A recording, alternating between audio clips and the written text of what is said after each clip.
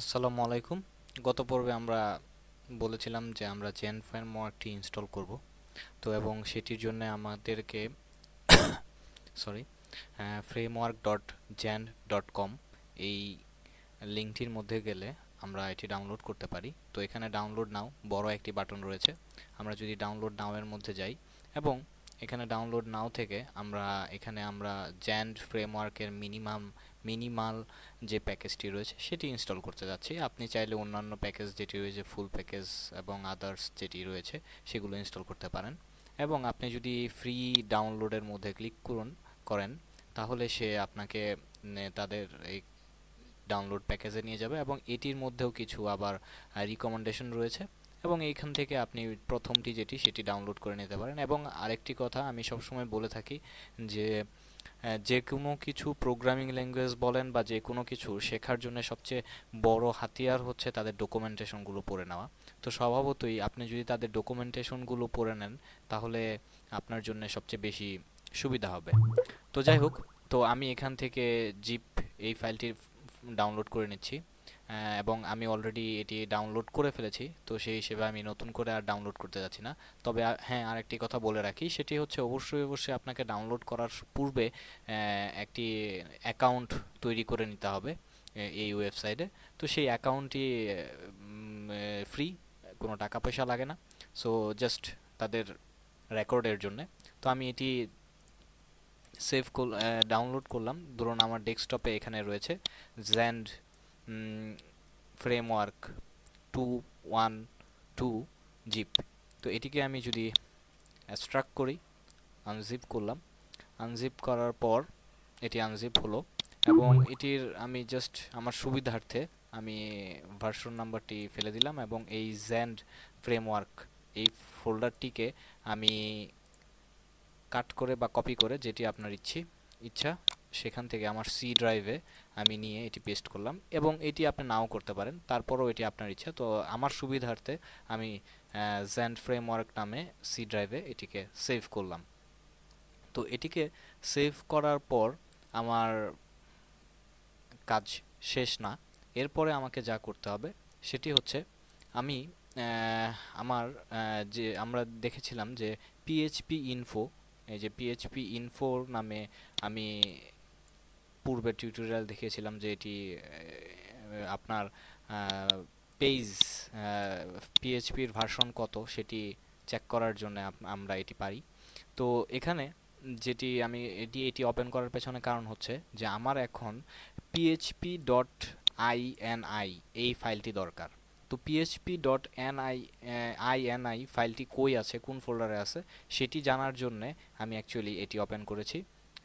তো এটি দেখুন আমার সি ড্রাইভে এক্সএমএমপি পিএইচপি পিএইচপি ডট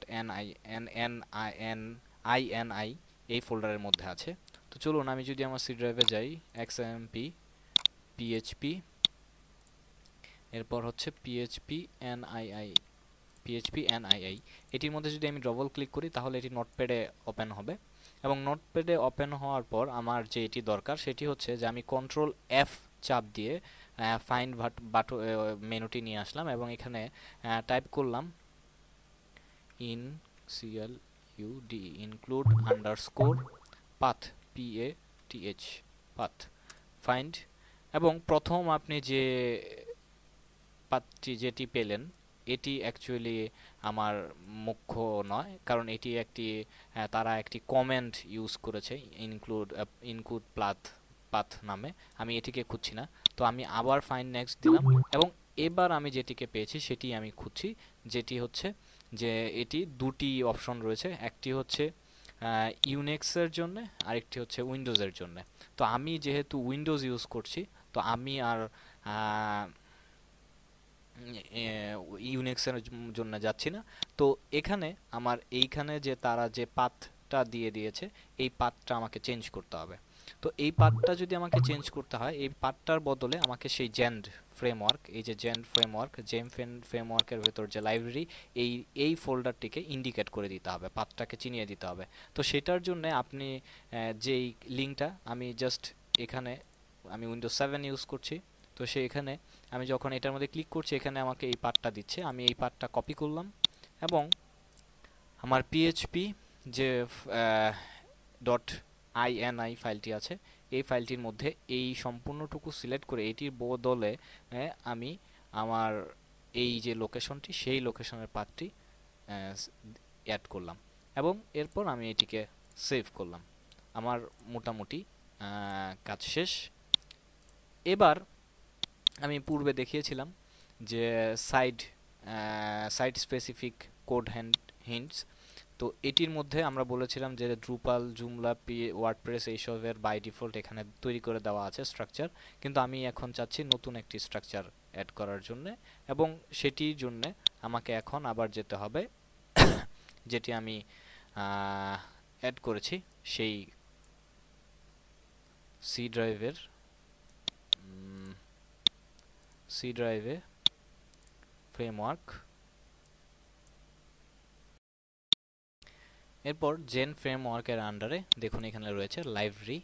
তো আমি সেই লাইব্রেরি পর্যন্ত গেলাম। লাইব্রেরির নিচে আরও অনেক কিছু রয়েছে, আমি সেটির মধ্যে যাচ্ছি না, আমি লাইব্রেরি পর্যন্ত যাচ্ছি।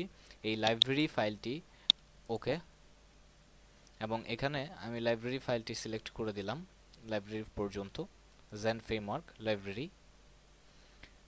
এরপর আমাকে যে কাজটি করতে হবে, এই পরের প্লাস বাটনটিতে ক্লিক করে এবার আমার ফোল্ডার, এরপর হচ্ছে আমার লাইব্রেরির আন্ডারে হচ্ছে জ্যান্ড, ওকে। এবং এখানে আমি এই চেকবক্সটি চেক করব না, কারণ এটি চেক করলে অনেক সময় লাগবে চেক করতে। তো এখানে আমি প্লাস বাটনে আবার ক্লিক করে পিএইচপি, যে এই জ্যান্ডের ভেতরে যতগুলো পিএইচপি ফাইল আছে সেগুলো সে চেক করবে, অ্যাড। এবং এখানে দেখুন যে আমার জ্যান্ড এবং স্ক্যান, এবং আমাকে এখানে এক্সটেনশন হিসেবে ডট পিএইচপি এটি দেখাচ্ছে। এবং এখানে আমি আরও একটি কাজ করতে চাচ্ছি, কারণ আমি ডেট ফাংশন নিয়ে কাজ করব। তো সেটির জন্য আমি আবার নতুন লাইব্রেরির আন্ডারে জ্যান্ডের আন্ডারে হচ্ছে গিয়ে আমার ডেট,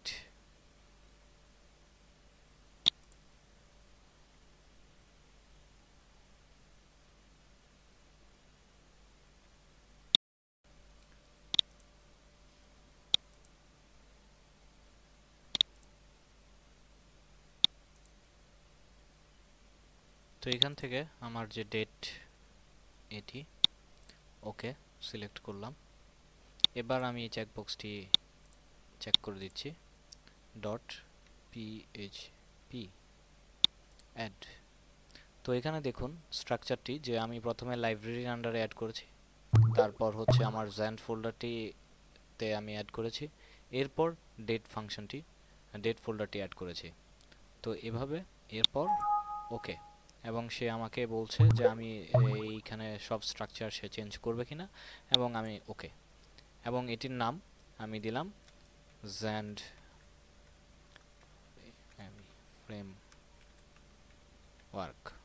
ফ্রেমওয়ার্ক এবং সেভ। এবং আমরা এটা চাইলে পরবর্তীতে যে কোনো সময় যেভাবে ইচ্ছা সেভাবে ইউজ করতে পারবো।